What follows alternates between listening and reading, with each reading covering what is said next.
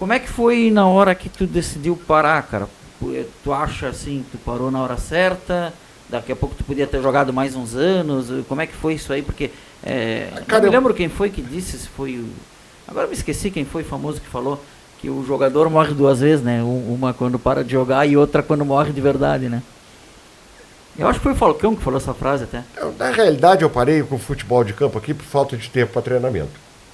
Nesse período aí, depois desse período, eu já comecei a trabalhar no Chuí.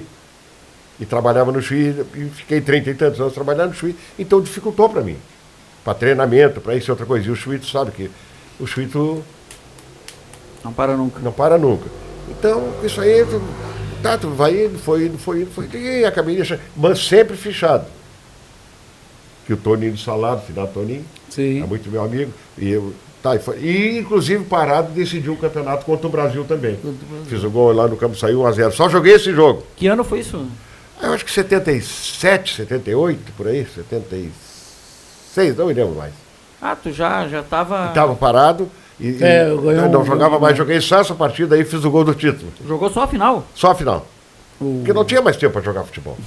E a uma das últimas... E outra coisa que me tirou muito do futebol de campo foi do salão. Do salão. Que eu passei a gostar mais do futebol do salão e do futebol de campo, né? Isso, agora em seguida já vamos entrar no salão, mas fala.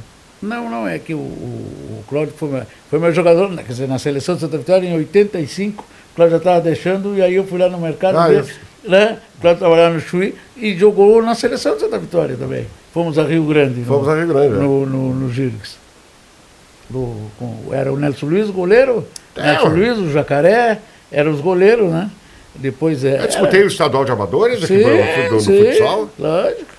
Mas aí, essa que eu digo, já estava no finzinho. Já tinha jogado. Essa qual é? Aquela de 85? E 5? Os 150 anos da Revolução. Eu me lembro. Da Revolução.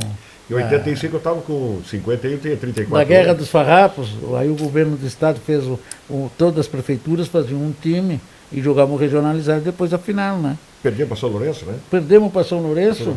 E o nosso time era um baita time, rapaz. Não, Belo, Neuber, o Didi, eu, tu, Ulisses Amaral, os dois Ulisses, o Ico, o Beiço e o Jacaré eram os goleiros, o Amarelo.